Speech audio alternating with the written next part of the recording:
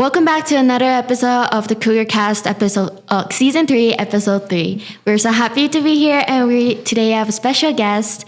And Mateo, could you talk a little about him? Give it up to Mr. Christian Zani. He has built an extensive and impressive career at IBM. He's also a musician and jack of all trades, right? So try to be, yeah. No, thank you for having me. I'm super excited to be here, and it's great to be a part of this podcast. So today we'll be talking about Mr. Christian's story about his hard work and a little bit what he did after school. So Mateo, could you... Let's start from the bottom. Where were you after you graduated from CAG? Yeah, so I mean, I can even back up a little bit. So I was born in Buenos Aires, Argentina. Moved at a very young age to the U.S. and then at the age of 10, my family, who are both ordained pastors, now retired. We had moved from the U.S. to Guatemala in '86, and basically they packed us up and moved us. We drove through Mexico to Guatemala, and essentially we were only supposed to be here for a couple years, and a couple years turned into 13 years. And so by then, I ended up getting here to CAG in 5th grade, and then we graduated. Well, I graduated from CAG. I want to say in '95, and then my parents stayed a couple more years because my younger brother actually graduated from CAG. I want to say '98, and so and then fast forward. Do you want more than that, or like kind of what I did afterwards? Yeah. Okay. Yeah. And so after that, after graduating from CAG, I went on to go to Point Loma Nazarene University in San Diego, California, where I did my 4 years and I graduated with a degree in journalism. And basically after that, went into sort of this world of, really in kind of print and digital media. I worked for a trade magazine, moved to the Kansas City area, and realized that journalism didn't really pay as much money as I thought it would pay. And so after a couple of years of doing that, I actually got into the world of now essentially recruiting and talent acquisition.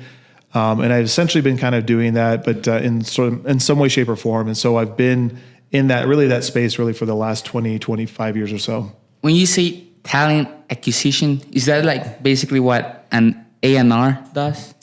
An A&R in terms of music, or like artist representation. Yeah. Yeah. I mean, yes and no. I mean, A&R, it's. I mean, you're kind of going out and kind of representing someone. Whereas for me, I'm either hired by a company. So if it's agency side, I'm either working with a company, and trying to go out and identify, a talent to bring someone into a company. Right now, I do essentially executive recruiting for IBM.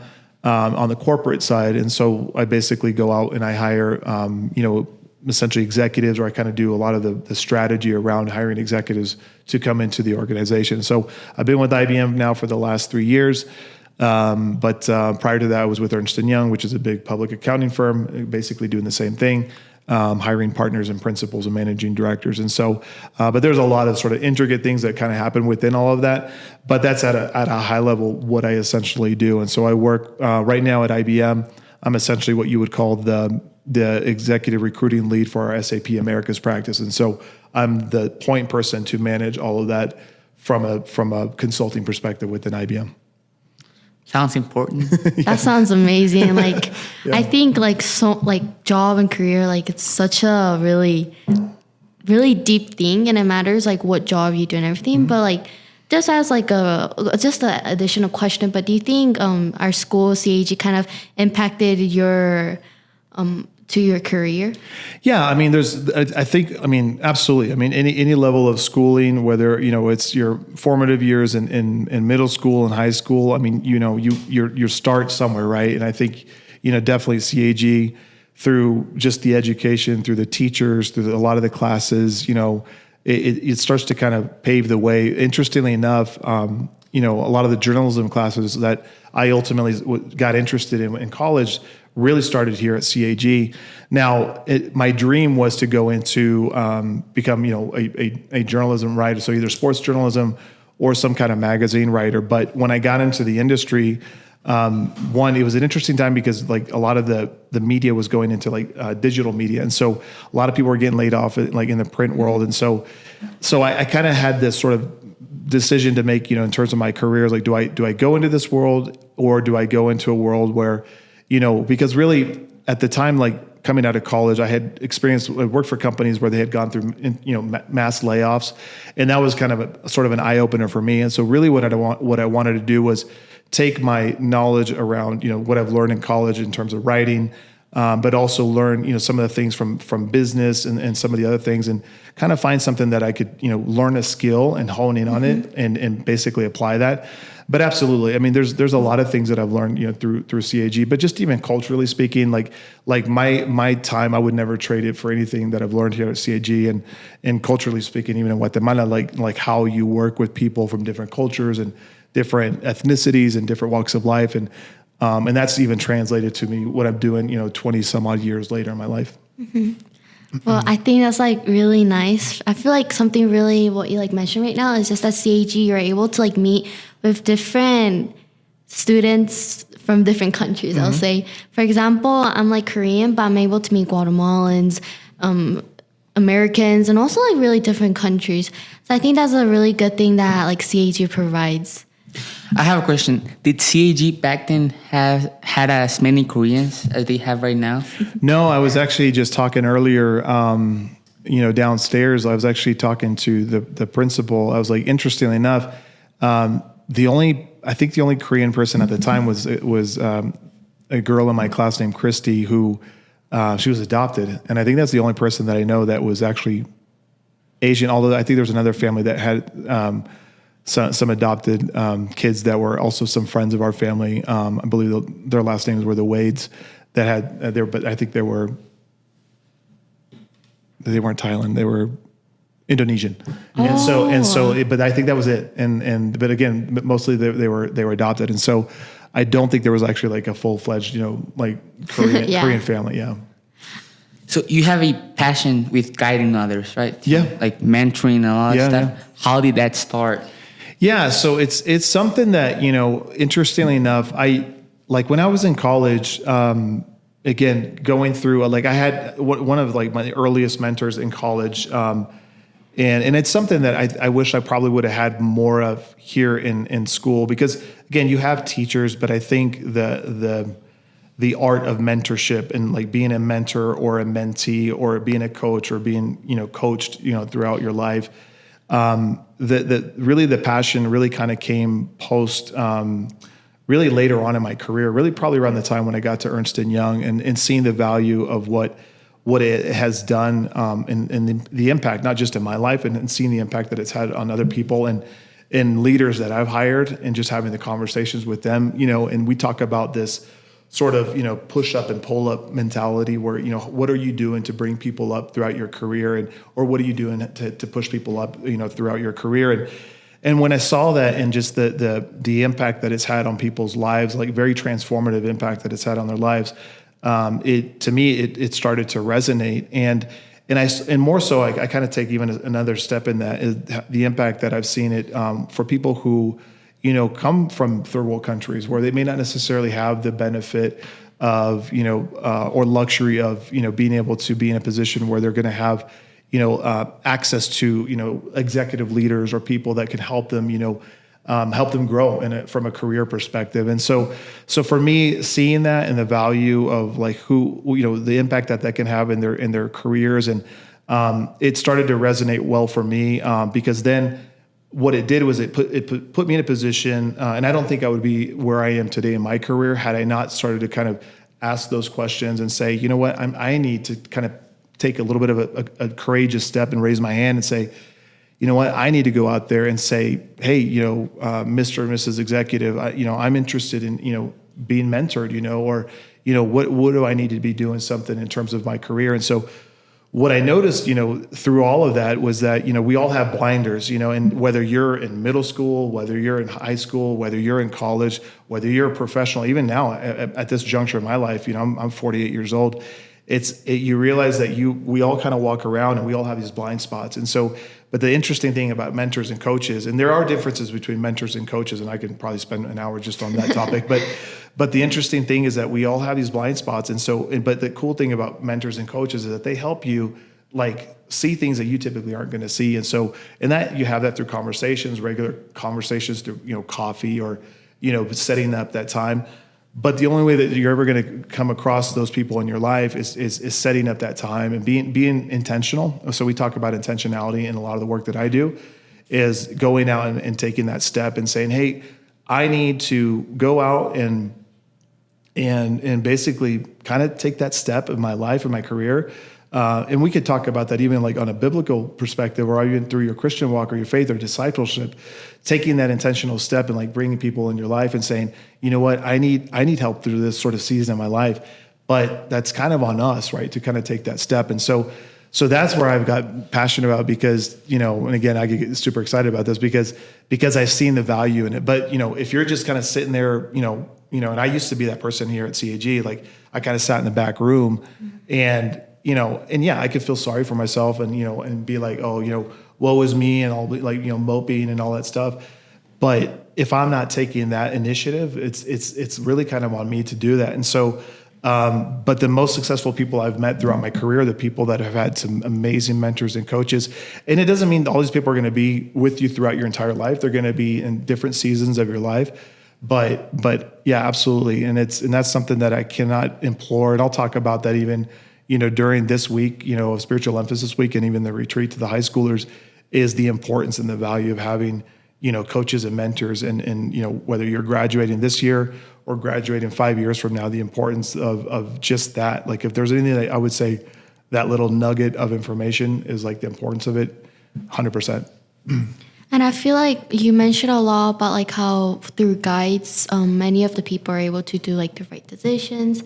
Also, like they're really supported, and I feel like those guys or those mentors also have like a responsibility. So like, I think you sound like a really good mentor right now. But like, how do you think you like separate your professional life, I'll say, with guiding people and your faith? Like, how do you think you separate?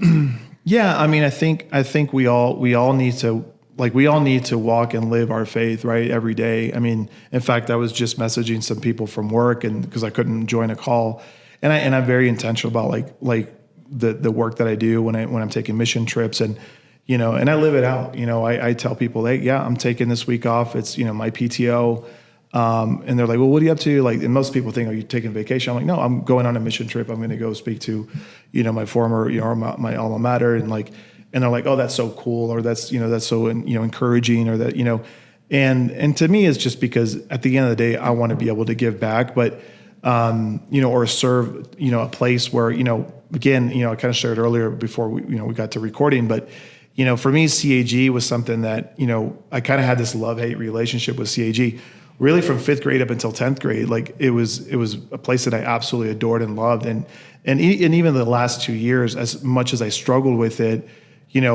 Even years later, like that healing process, I still realize like there's so much good that came out of the school.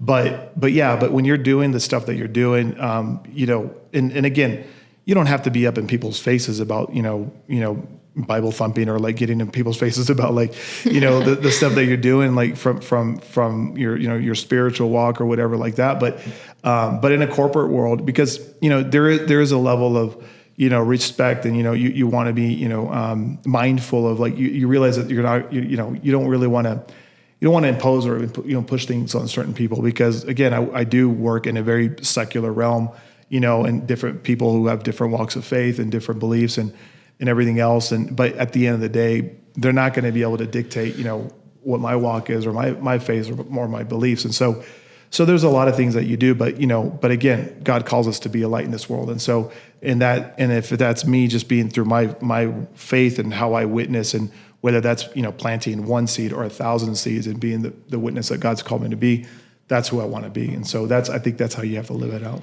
When you mentor people, you mentioned you work in a secular realm, right? So how do you come across using Bible principles without actually like reading verses to people? Because I imagine you work with a lot of atheists and like that kind of stuff, right? Yeah, it's one simple word: love.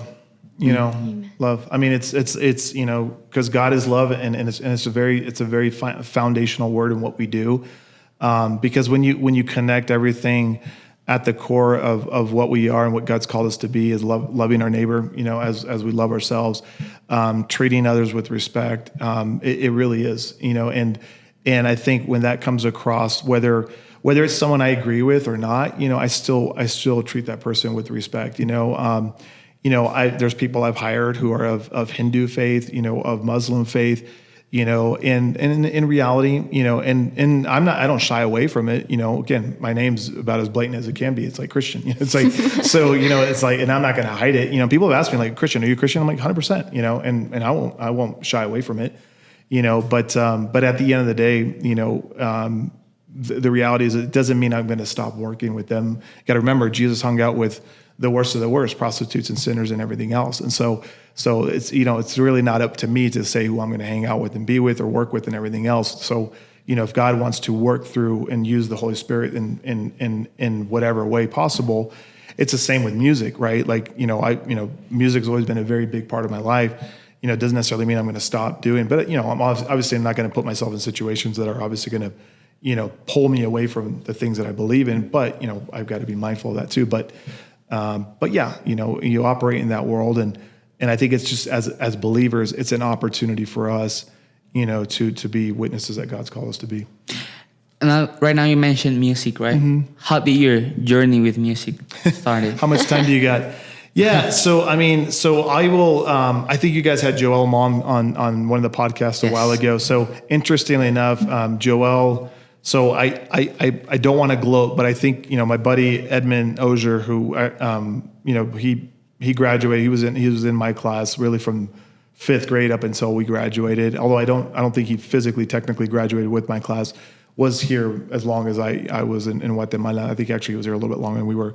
But he and I mean, we started. I want to say we were probably formally the first group that came out of CAG, in the early 90s. In fact, we had the opportunity to go out and record. I'm going to age myself here, but we literally recorded an 8-song album in Panajachel of original songs. And so we were original, songwriters, singers, and he continues to be a phenomenal guitarist, someone who I think the world of. We're still close. We've been friends for over, I want to say we're pushing 35 years now. And and so it's he's a teacher now and I believe in the Middle East, and someone I probably check in probably once or twice a week, and so it's been a phenomenal relationship that we've had over the years. But in high school we were going to places and playing in Antigua, bars and restaurants, and we were getting paid, and it was phenomenal. And then after graduating, that carried on. I kind of went on and did like my sort of solo act, but it was always a hobby because, education, it was a non-negotiable with my parents. And so, I had to, I had to get a degree, and I'm glad I did, and I will encourage anyone that, if you have your dreams and everything else, get a degree, because at least you have something to fall back on. And then, I think God has always treated my hobbies in such a special way, because it's given me opportunities to do some pretty cool things along the way. Again, whether it was, aligned to either leading worship teams or in the secular realm, because after college, I mean, I kind of continued playing and kind of doing the solo thing for a bit. Then I got into the DJ thing for a bit, through my buddy Edmund, because he was actually DJing for a while in Miami, and got introduced to electronic music. Fast forward to like the early 2000s, kind of mid 2000s, I kind of got into that scene. And then I want to say it was like early, like 2012, 2013. Interestingly enough, one of our actually alumni from CAG, Joanna Bruce, can't remember like her maiden name, I think it's Glaze. She reached out to me on Facebook. She said, "Hey, do you still have, or are you still DJing?" And she's like, and I'm like, message her back. I'm, yeah, I'm still DJing, but she's like, "Hey, like I got a friend who's actually also a missionary kid, and we need someone, he needs someone to travel, to kind of be like this music director." And I'm like, "Okay, like travel passport, do you have a passport?" And I'm like, "Yeah, like happy to, like, where are we going?" And so I talked to him. He's like, "Well, I need someone to go to Australia for 10 days. And I'm like, "It'll be all paid trip." And I'm like, "Okay, awesome. Sign me up." So I literally took like a leave from work, and it was an opportunity to go and basically travel to an American base in Australia, and it was actually with essentially what now it's called Armed Forces Entertainment, very very much like the USO type thing, and it was performing with American Idols, like kids. And so it was just another crazy opportunity to get through hobby and like just how I was tied into music and everything else, and that then because of the success of that trip, we had the opportunity to go into got to go to Europe and do a bunch of other crazy things, like, you know, and so and then we ended up in Kuwait, and so yeah. So long story short, you know, it was a great opportunity to kind of do music and everything else, and but yeah, and now I'm still kind of doing the solo thing. I got a show here on Saturday, so if this comes out beforehand, definitely come out, and that'll be kind of how I wrap up this trip. But yeah, I'll be here on Saturday. okay, so good, thank you. That's nice to hear. So, before ending this, we usually end with like a Bible verse. So, Okay. you want me to read it, or do you? Yeah, want you it? can. So the Bible verse is Colossians 3:23, and it says, "Whatever you do, do your work heartily as for the Lord and not for the people." So, what do you think about that Bible verse? I think that we are called to be excellent in anything we do. Doesn't matter if it's eating, drinking, whatever. Do it for the Lord. And what do you think, Christian? Yeah, I mean, it's doing everything. Again, God's given us so many talents, right? But again, doesn't have to be music or speaking. You know, this week I was called to speak. I am not a public speaker, and believe it or not, and it's crazy. I get nervous, like just even like I do better at this, like talking in a small group of people. I'm more comfortable in this. Talking in front of a group of high schoolers it's a little bit different. I get a little bit more nervous in that situation, but whether you're skilled at mentoring or coaching, recruiting, music, pastoring, teachers, you know, administrators, whatever that is, God's called us to, you know, use our skills to the best of our abilities, because at the end of the day, or even work, it's like God's called us to do that, because at the end of the day, He wants us, you know, we're serving Him, right? And so that's how I perceive that. We always ask this at the end of our episodes. Christian, how can we pray for you? Yeah, I would say number one, just continue to pray for our family. You know, in Dallas, my wife Lily, our youngest Braulio and Andres, who's our oldest in Austin, and then just for God's guidance through work, through music, you know, and I'll continue to be praying for you guys. I know, you know, some of you are pretty close to graduating, and you know, here soon, and so I know it's a big you know step in your guys' career or in life, and so. But I'll be praying for CAG. But yeah, I definitely would appreciate those prayers too. Thank you. Well, I feel like really God does so much work in you. Like I feel like you did so much impact, and like just seeing your job, you did so much things, and I feel like we feel really grateful that you're here and talking about your life, and for the people that are gonna see this podcast. So thank you so much for coming to this episode. No, the pleasure is all mine. Thank you for having me, and it's awesome. I love seeing that you guys are doing this. I think this is fantastic setup, just seeing the cameras and everything else, and just being here in Guatemala and being a part of this podcast. So thank you both. Thank you. And everyone, thanks for tuning in to today's episode. Don't forget, next week we have another episode, and that's all for today. Goodbye. Bye. And cut.